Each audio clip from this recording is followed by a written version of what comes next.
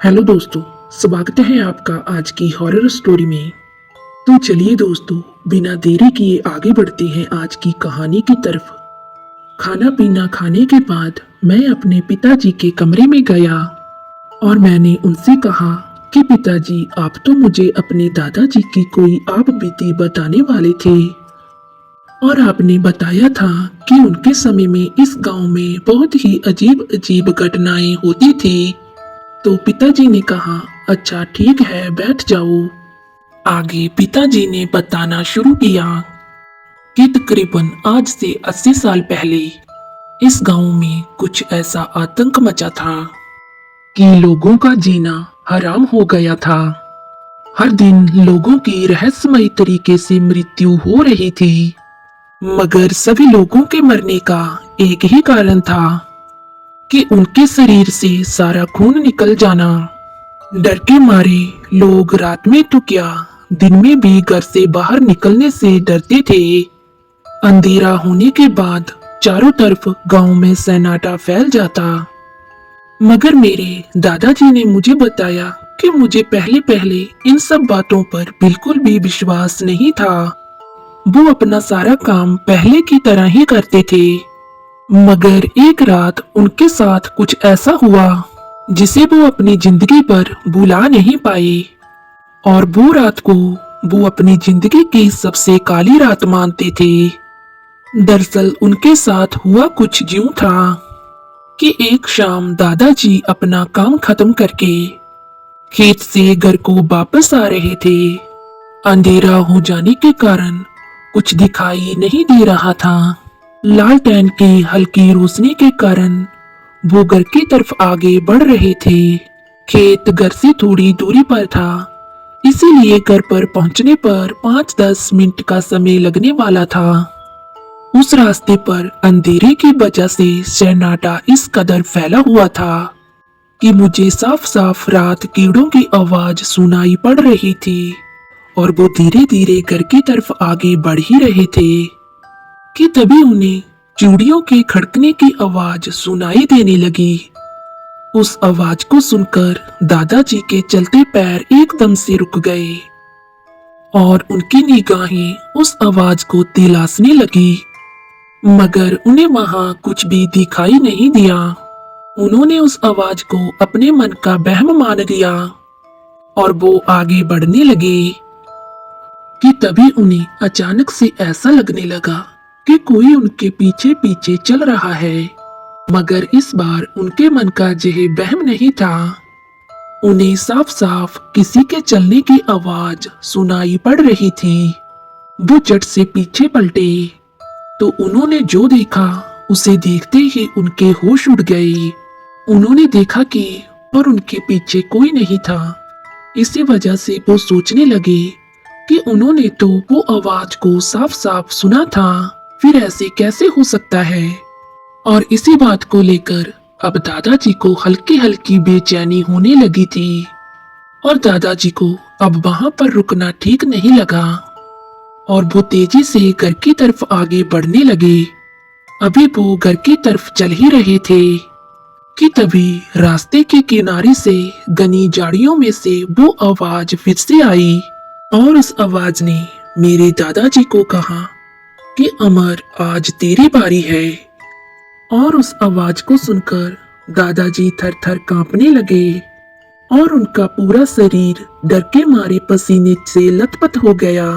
उन्होंने मुझे बताया था कि उन्हें ऐसा लग रहा था कि अब उनकी मौत पक्की है, और वो अपने मन में सोच रहे थे कि उन्होंने गांव वालों की बात ना मानकर कितनी बड़ी मुसीबत मोल ली है। उनकी हिम्मत बिल्कुल नहीं हो रही थी कि वो उस आवाज की तरफ देख सकें। उन्होंने किसी तरह हिम्मत जुटाकर उस आवाज की तरफ अपनी निगाहें घुमाई। नजरें घुमाते ही जो उन्होंने देखा उसे देखते ही वो डर के मारे और कांपने लगे। उन्होंने देखा कि अंधेरे में से 2 सफेद आंखें उनकी तरफ देख रही हैं। उन आंखों को देखते ही उन्हें पता चल गया था कि वो आंखें ना तो किसी इंसान की हैं और ना ही किसी जानवर की। बल्कि वो आंखें उसकी थी जिसके डर से सारा गांव रात के समय बिल्कुल बाहर नहीं निकलता।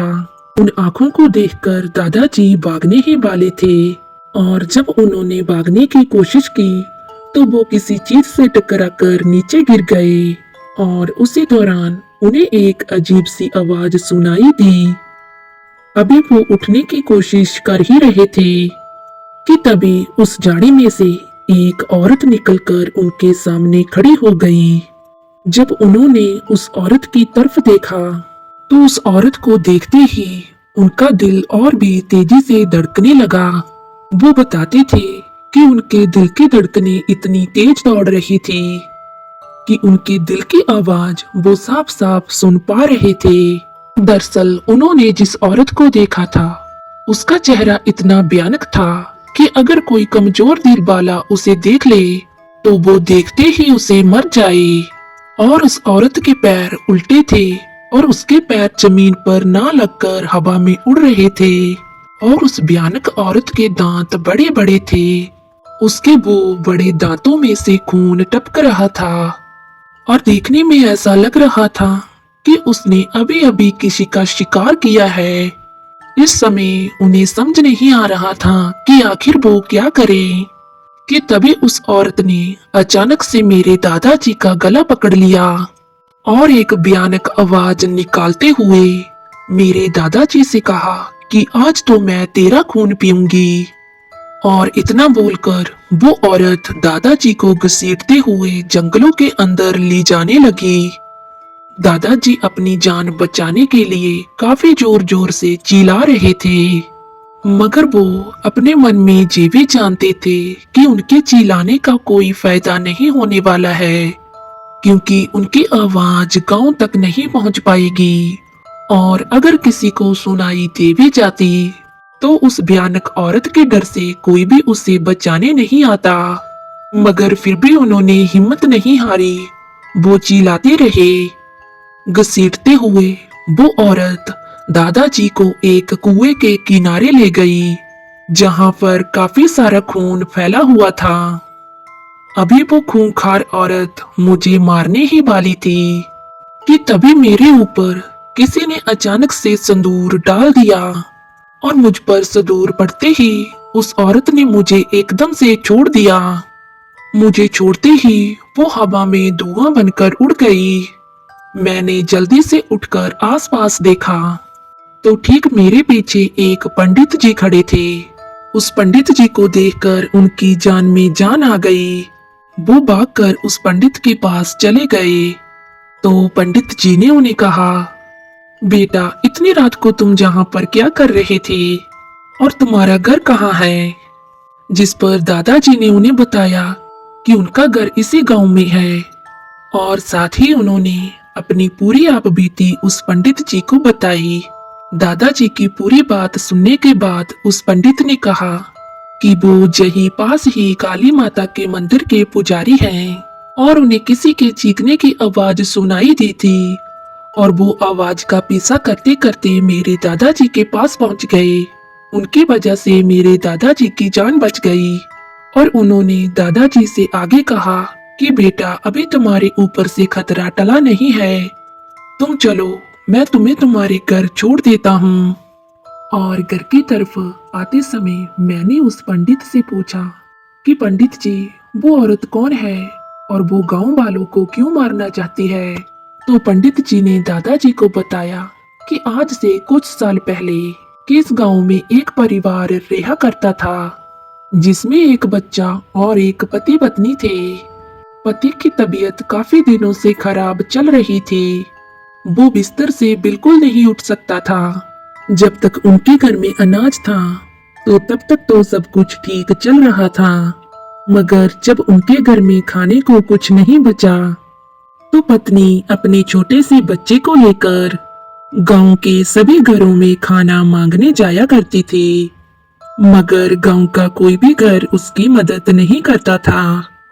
सबसे पहले तो बीमारी के चलते उसका पति मर गया, जिसके बाद उसका बच्चा भूख के मारे तड़फ तड़फ कर मर गया और वो अपने पति और बच्चे की मौत को बर्दाश्त नहीं कर पाई और वो अपने पति और बच्चे की मौत का गांव वालों को जिम्मेवार समझती थी।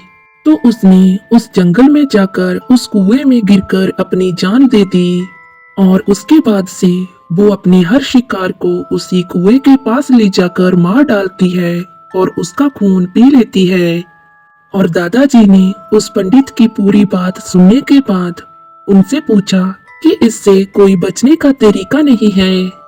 तो पंडित जी ने उन्हें बताया कि एक उपाय है कि जब वो औरत कुएं में कूदी थी तो गांव वालों ने उसकी लाश को कुएं में से ना निकालकर कुएं को वैसे ही बंद कर दिया।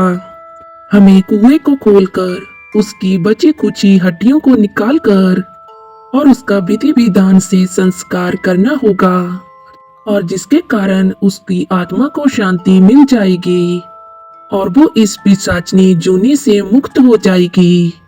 और ये काम हम दोनों अकेले नहीं कर सकते, पूरे गांव को मिलकर करना होगा।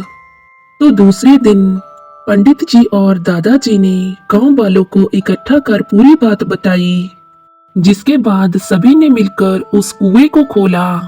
तो उन्होंने देखा कि कुएं में काफी कम पानी था और वो पूरा पानी अब काला पड़ चुका था। उस पानी को निकालने के बाद कुएं के नीचे उन्हें कुछ हड्डियां दिखी, जिन हड्डियों को निकालकर वो सीधे शमशान को चले गए और पूरे विधि विधान से उन हड्डियों का संस्कार कर दिया। और फिर कहीं जाकर इस गांव से उस पिशाचनी का साया हट गया।